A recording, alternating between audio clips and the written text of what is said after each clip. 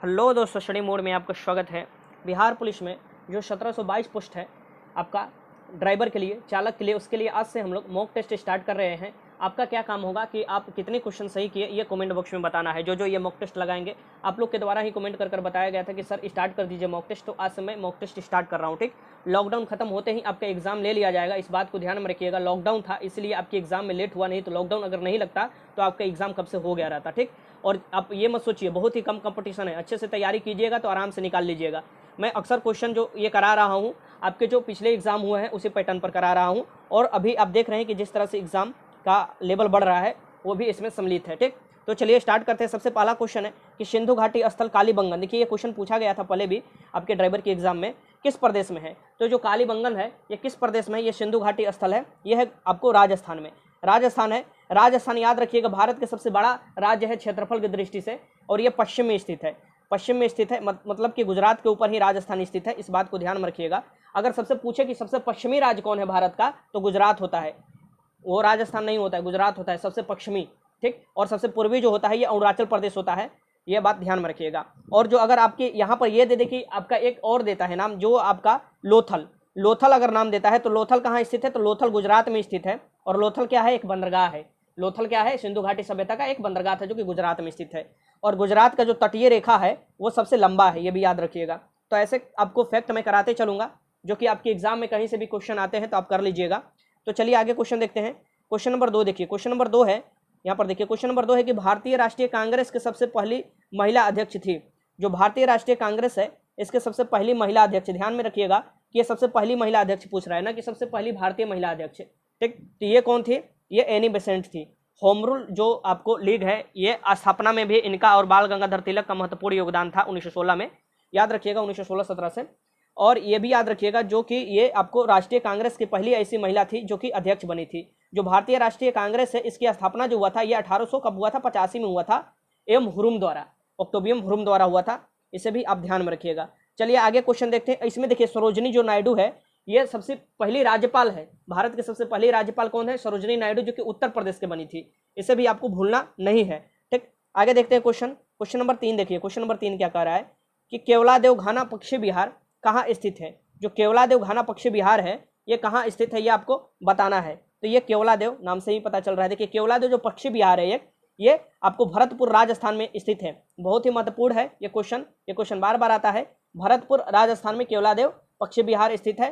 ठीक, इसलिए मैं ये क्वेश्चन ले लेता हूँ, बार बार आता है तो। ठीक, तो ये याद रखिएगा, इसका आंसर क्या हो जाएगा, बी हो जाएगा, बी हो जाएगा। ठीक, जैसे कि असम में कुछ है, जैसे कि असम में क्या है, डिब्रू साइकोवा या आपको मानस हुआ, काजीरंगा हुआ जो कि एक सिंह गैंडे के लिए प्रसिद्ध है, और आपको शेर जो एशियाई शेर के लिए गिर राष्ट्रीय उद्यान है जो कि गुजरात में स्थित है। ठीक, जिम कार्बेट नेशनल पार्क जो है ये उत्तराखंड में स्थित है, जो सबसे पहला पार्क था, ये भी याद रखिएगा। तो आगे देखते हैं क्वेश्चन नंबर 4 देखिए। क्वेश्चन नंबर 4 को आपको ध्यान से पढ़ना है, इसे ध्यान से पढ़िए फिर मैं आपको बताता हूँ। पहले इसका पूरा ऑप्शन आप देख लीजिए। ठीक, यहाँ पर मैं छोटा करता हूँ इसे, ये देखिए ये क्वेश्चन रहा। क्वेश्चन नंबर 4 देखिए, क्वेश्चन नंबर 4 बोल रहा है कि प्रच्छन्न बेरोजगारी का अर्थ क्या होता है। प्रच्छन्न बेरोजगारी का अर्थ क्या होता है ये आपको बताना है। ठीक, तो अभी ये न्यूज़ में भी है प्रच्छन्न बेरोजगारी, ये मतलब क्या होता है इसका, तो इसका मतलब होता है आवश्यकता से अधिक लोगों का कार्यरत होना। आवश्यकता जितना है उससे अधिक लोग, जैसे कि भारत में कृषि वाला क्षेत्र देखिएगा तो खेत तो बहुत कम होते हैं। मान लीजिए 1 बीघा भी खेत है, 1 बीघा जो 20 कट्ठा का बोला जाता है, मान लीजिए कि उसको कहीं कहीं 8 कट्ठा वाला भी होता है, इस बात को ध्यान में रखिएगा। तो 1 बीघा जो खेत है उसमें तो लगना चाहिए 2-3 आदमी, 2 आदमी का, 1 आदमी का खेत में लगना चाहिए, लेकिन देखिएगा पूरे परिवार ही लग जाता है। तो इसे प्रच्छन्न बेरोजगारी कहा जाएगा कृषि वाला क्षेत्र में। इसकी आवश्यकता से अधिक लोग एक ही काम में लग जाते हैं, उसे हम लोग क्या बोलते हैं, प्रच्छन्न बेरोजगारी बोलते हैं। ठीक, इस बात को ध्यान में रखिएगा। आगे देखते हैं क्वेश्चन, आगे क्वेश्चन देखते हैं कि आगे क्या क्वेश्चन क्या कह रहा है। ठीक, आगे देखिए, आगे क्वेश्चन नंबर 5 देखिए। क्वेश्चन नंबर 5 को मैं बड़ा कर दे रहा हूँ इसे, ये देखिए क्वेश्चन नंबर 5, ये देखिए क्वेश्चन नंबर 5 है कि निम्नलिखित में कौन सा सबसे प्राचीन वाद्य यंत्र है। इसमें से बताना है कि निम्नलिखित में सबसे प्राचीन वाद्य यंत्र कौन सा है, ये आपको बताना है। ध्यान से लगाइएगा क्वेश्चन, क्योंकि कन्फ्यूजन होता है ऐसे क्वेश्चन लगाने में। ये कौन है, ये बीड़ा है। बीड़ा जो है ये सबसे प्राचीन वाद्य यंत्र है, और पहले के जैसे गुप्त वंश में या पहले के जो वंश के जो रहते थे, ये आपको सिक्के रहते थे, उस पर सरस्वती जी को बीड़ा बजाते हुए भी दर्शाया गया है, इस बात को ध्यान में रखिएगा। आगे देखते हैं, आगे क्वेश्चन क्या है, क्वेश्चन नंबर 6 देखिए। क्वेश्चन नंबर 6 देखिए कि किस देवता के लिए ऋग्वेद में पुरंदर शब्द का प्रयोग किया गया है। किस देवता के लिए? ऋग्वेद में। ऋग्वेद जो है सबसे मतलब प्राचीन वेद है और वेदों की संख्या 4 है, जिसमें सबसे प्राचीन वेद है ऋग्वेद और सबसे बड़ा भी वेद है ऋग्वेद। और ऋग्वेद में आपको गायत्री मंत्र का भी उल्लेख है ऋग्वेद में, याद रखिएगा। ये पुरंदर जो है ये आपको शब्द का जो है ऋग्वेद में किसके लिए उपयोग किया गया है ये आपको भली भांति पता होना चाहिए। ये इंद्र के लिए किया गया है, भगवान इंद्र के लिए ये किया गया है, ठीक। तो इसे याद रखिएगा। तो ये 6 का आंसर ए हो जाएगा। क्वेश्चन नंबर 7 देखिए। क्वेश्चन नंबर 7 है कि हिंदू विधि पर एक पुस्तक मिताक्षरा किसने लिखी? जो हिंदी विधि है उस पर लिखा गया है, ये पहले के पुस्तक है ये मिताक्षरा। ये किसके द्वारा लिखा गया था? हिंदू विधि पर आज भी इसका इस्तेमाल किया जाता है, ठीक। तो ये जो लिखा गया था ये विज्ञानेश्वर द्वारा लिखा गया था। किसके द्वारा? विज्ञानेश्वर द्वारा लिखा गया था। ये याद रखिएगा, बहुत महत्वपूर्ण क्वेश्चन है, इस समय ये बार बार क्वेश्चन आ रहे हैं, ठीक। आगे क्वेश्चन देखते हैं। क्वेश्चन नंबर 8 देखिए। क्वेश्चन नंबर 8 जो है कि नागार्जुन सागर परियोजना किस नदी पर अवस्थित है? जो नागार्जुन सागर परियोजना है ये किस नदी पर स्थित है ये आपको बताना है। वो कौन सी नदी है, ठीक, ये आपको बताना है, ठीक। तो ये जो नदी है ये नदी है कृष्णा नदी। कृष्णा नदी याद रखिएगा, नाम क्या है? कृष्णा नदी। देखिए अगर बिहार पुलिस कांस्टेबल एग्जाम दिए होंगे या बिहार के अलग अलग एग्जाम देते होंगे तो नदी से क्वेश्चन बनते हैं। जैसे कि कोसी जो नदी है ये बिहार की शोक नदी कहलाती है, क्योंकि ये अपना रास्ता बार बार बदलती रहती है बाढ़ आने के कारण, और ये शोक नदी कहलाती है बिहार के, ठीक। याद रखिएगा जो गोदावरी नदी है ये गोदावरी नदी दक्षिण भारत की, इसकी प्रायद्वीपीय भारत की सबसे लंबी नदी है, ये भी याद रखिएगा।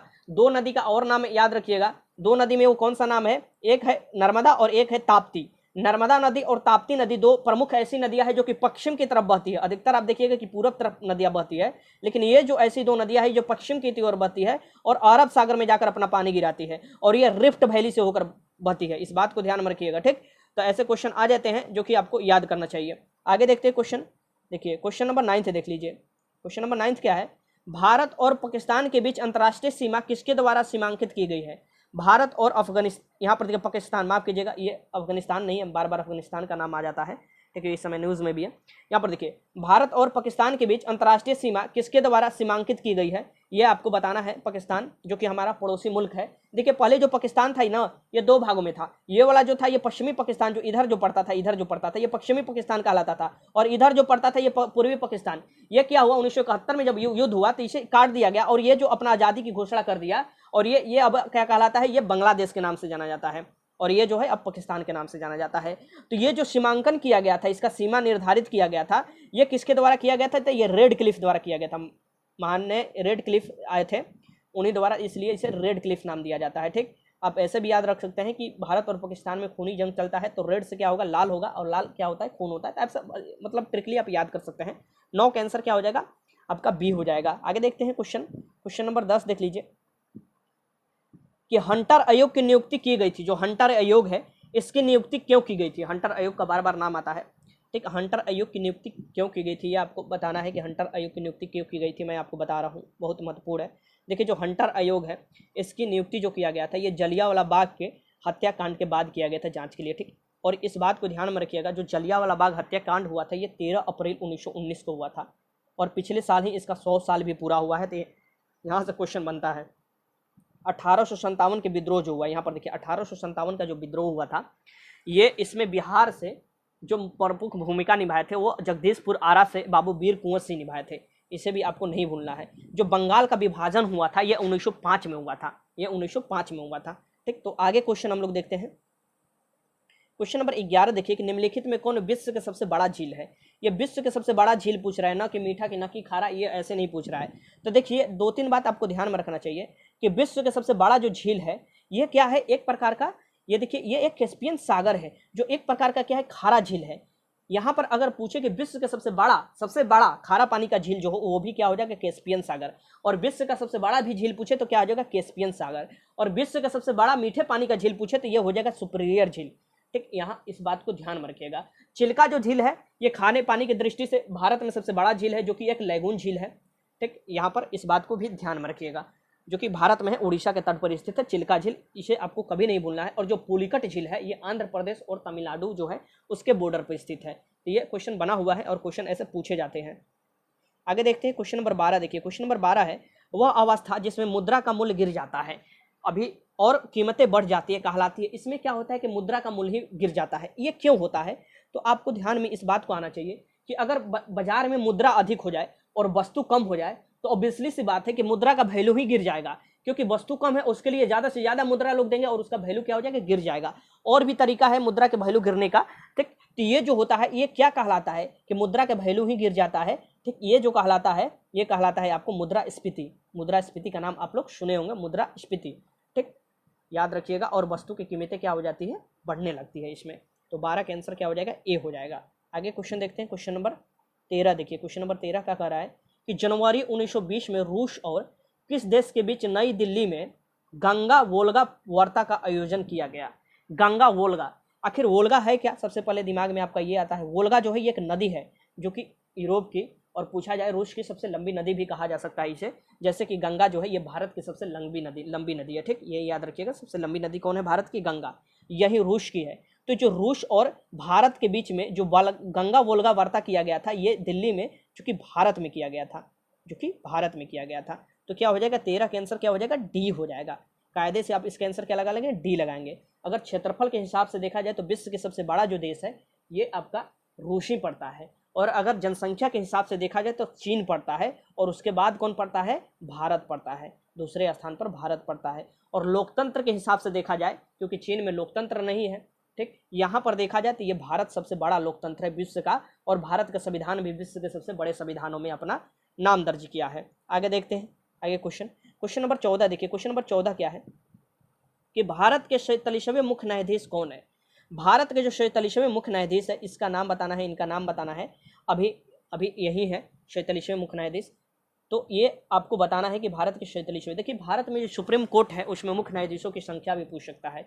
तो अभी जो मुख्य न्यायाधीशों की, मुख्य न्यायाधीश नहीं, माफ कीजिएगा, मुख्य न्यायाधीश तो एक ही होते हैं, एक ही मुख्य न्यायाधीश होते हैं और बाकी अन्य न्यायाधीश होते हैं, जिसमें मुख्य न्यायाधीश जो हैं ये शरद अरविंद बोबड़े जी हैं, शरद अरविंद बोबड़े जी हैं। और इनको मिलाकर टोटल अभी 34 न्यायाधीश हैं। पहले क्या होता था 31 न्यायाधीश से, जिसमें से एक मुख्य न्यायाधीश और 3 अन्य न्यायाधीश है, लेकिन फिलहाल बढ़ाया गया संख्या, और अभी 33 अन्य न्यायाधीश और प्लस एक मुख्य न्यायाधीश मिलाकर 34 न्यायाधीश है। और मुझे जहां तक लगता है ये दोनों में से कहीं ना एक क्वेश्चन बनने वाला है, इस बार जरूर याद रखिएगा।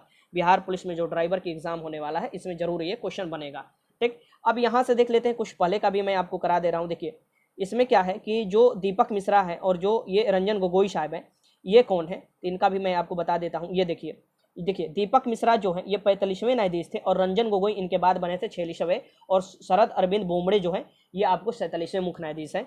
एच जे कानिया जो है ये हमारे जो सुप्रीम कोर्ट है इसके सबसे पहले न्यायाधीश थे, एच जे कानिया। तो ये भी याद रखिएगा, पहले न्यायाधीश भी नाम पूछ सकता है। तो आगे देखते हैं क्वेश्चन नंबर 15 देखिए कि शास्त्रीय संगीत की विवेचना कहाँ की गई है। जो शास्त्रीय संगीत है इसकी विवेचना कहाँ की गई है, किस वेद में की गई है, ये आपको बताना है। शास्त्रीय संगीत की विवेचना जो है ये हमारे साम वेद में की गई है। कहाँ की गई है, साम वेद में, ठीक, ये याद रखिएगा, साम वेद में की गई है।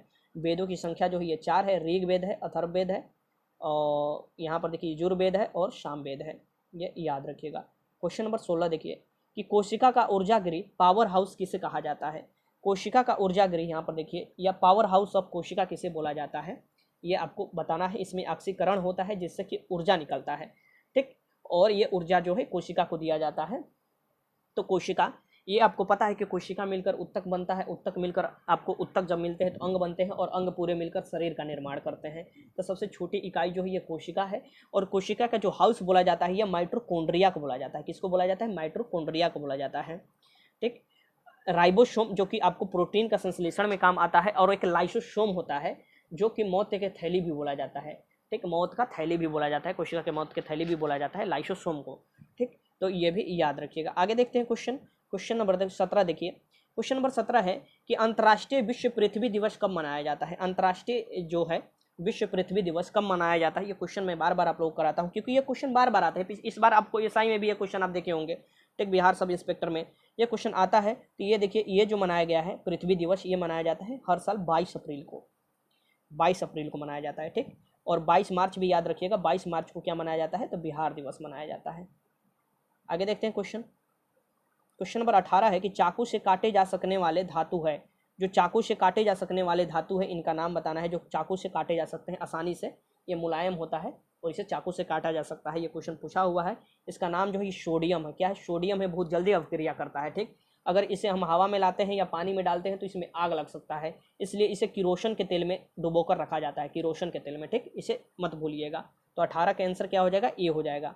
आगे देखते हैं क्वेश्चन नंबर 19 देख लीजिए। क्वेश्चन नंबर 19 क्या कह रहा है, ध्यान से क्वेश्चन को देखिए, मैं इसे छोटा कर दे रहा हूँ कुछ। क्वेश्चन देखिए, क्वेश्चन नंबर 19 देख लीजिए कि जैसी करनी वैसी भरनी का अर्थ होता है। देखिए मुहावरा है, क्योंकि आपका सिलेबस में हिंदी से भी क्वेश्चन आएगा, तो जैसी करनी वैसी भरनी का अर्थ क्या होता है ये आपको बताना है।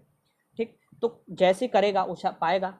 ठीक, तो ये आपको क्या होता है, कार्य के अनुसार परिणाम मिलता है। मीन्स कि अगर काम अच्छा होगा तो अच्छा मिलेगा, और काम बुरा होगा तो इसका परिणाम क्या होगा, बुरा मिलेगा। ठीक, तो ये इसका आंसर क्या हो जाएगा, 19 का आंसर क्या हो जाएगा, यहाँ पर बी हो जाएगा। 19 का आंसर क्या हो जाएगा, बी हो जाएगा। ये देखिए, अच्छा काम के लिए अच्छा और बुरा काम के लिए बुरा परिणाम मिलता है।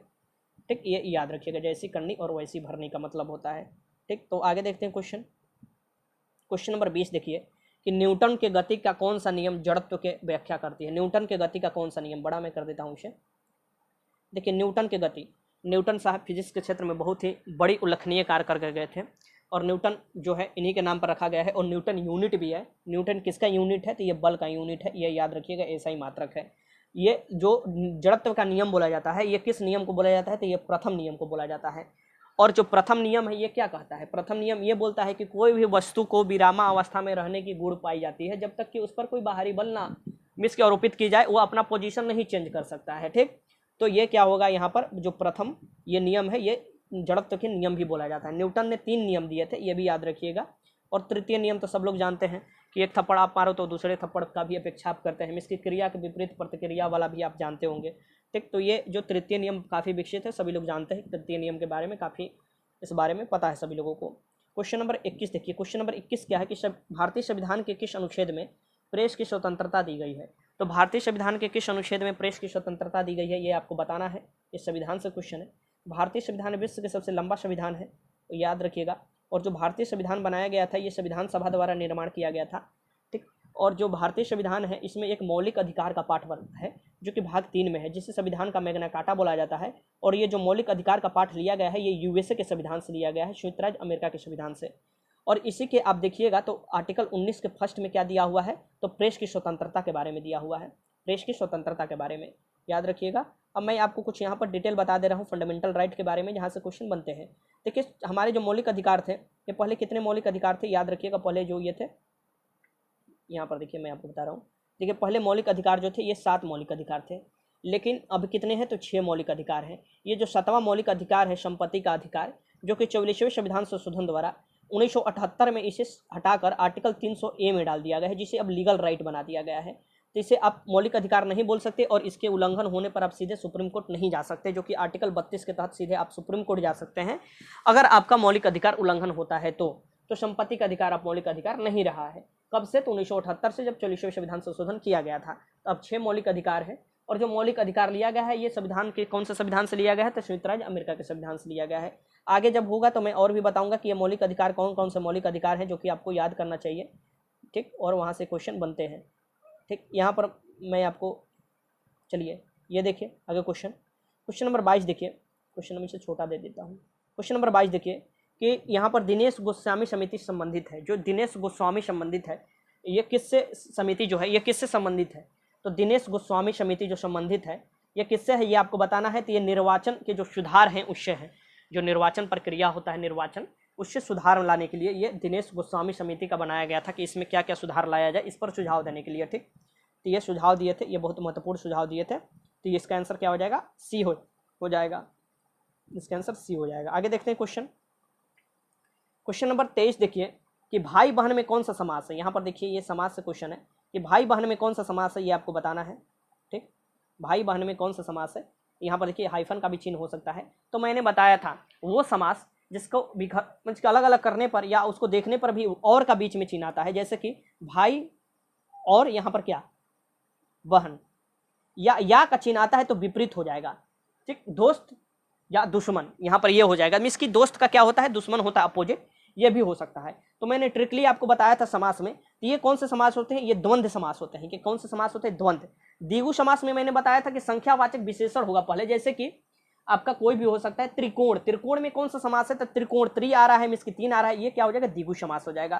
तो ऐसे ही समास मैंने कराया था अलग अलग आपको। ठीक, वो वीडियो नहीं देखे हैं तो आपको मैं प्ले लिस्ट बना दिया हूँ, वहाँ पर जाकर आप देख सकते हैं।